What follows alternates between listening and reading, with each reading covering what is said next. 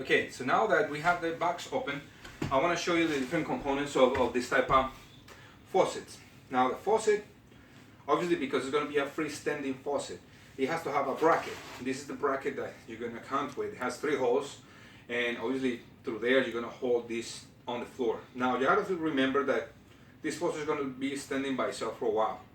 And if you're going to put it on the front and this cable put it on the back, like if you're going to put it on the sides, you want to make sure that this thing is secured properly to your floor, meaning that it has to go through the tile, it has to go through the concrete board, and it has to go through the soft floor to be able to be anchored really well. And if your soft floor is not as strong, most likely you're going to have this kind of moving around. This thing is a 3/4 inch plywood, or framing or sheeting board, but we want to go ahead and put another board on the bottom just to make sure that when we put the bolts that are going to hold this together, they're nice and secure. Okay, so this is the part that is going to hold our faucet.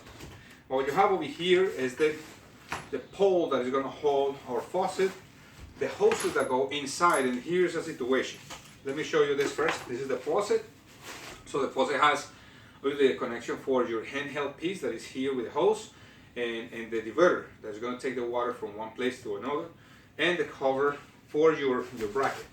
Now, this is a situation that happens to a lot of people, that this faucet comes with this type of connection, and most of the times people get in trouble because they don't know how to project this into the construction part, meaning that they get confused in how they're going to install that from the bottom, so they end up making holes on the one side or the other, and it's really hard to service.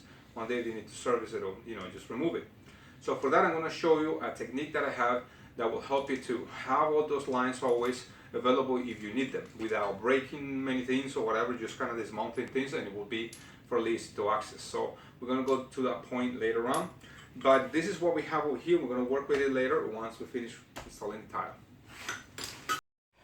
Okay, so now that the floors are finished and all the stuff, we're ready for the installation of the faucet. What you see here is the bracket. We want to make sure that when we install the bracket, the plate that is going to cover it is going to be nice. So we want to make sure that it's that is not against the molding or whatever you want. You want to make sure that pipe that you see there and the pipe that is inside, I actually put a little rope on it, are the ones that are going to be connected to the hot and cold water.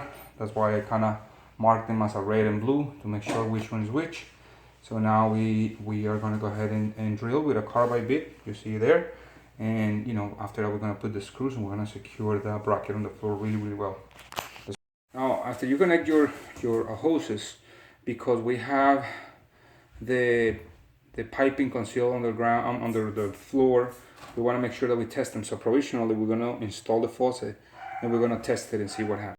So I went ahead and took a little different approach. I'm sorry, but I want to make sure that everything is fine. The water was tested, meaning the pressure and the pipes are already there, and I went ahead and put the entire thing together just to make sure that before we connected it, the lines were not leaking, especially on the ceiling downstairs. So it's just a little change. I just want to make the right precautions so we don't have issues later, and everything is just working fine. So I just want to give you a little note. Now that we have the support on the bottom, we can go ahead and install the main rod that will hold the pipes and the faucet itself.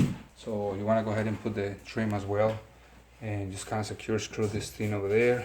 The bracket is properly fastened to the floor. So let's continue with that part. Okay, so this is the last part of the video. Now that we have the tub installed, it's a really cool tub. We're going to test the faucet. So the faucet has a diverter, which is this little thing over here that will control the water from the flow of the spigot to the handheld piece. I just tested it, so we're going to start by testing this. It's going to be really loud. You can control the temperature here, and just by pulling the little lever and twisting it, the lever will give you the water on here. Right? So that's pretty much it. That's how it works. And now, as far as the care, be careful not using something that is not appropriate for this type of metal. You can damage the finish. You can actually corrode the material. I mean, this is really, it's a really strong finish, but you want to make sure that you don't use something that is not appropriate for it. What else can I say? That's it. Just enjoy it. Have fun.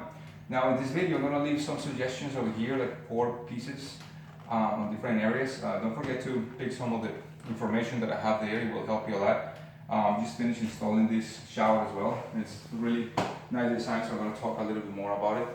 And that's pretty much it. So thank you so much for watching. Don't forget to subscribe and like it, okay? Bye-bye.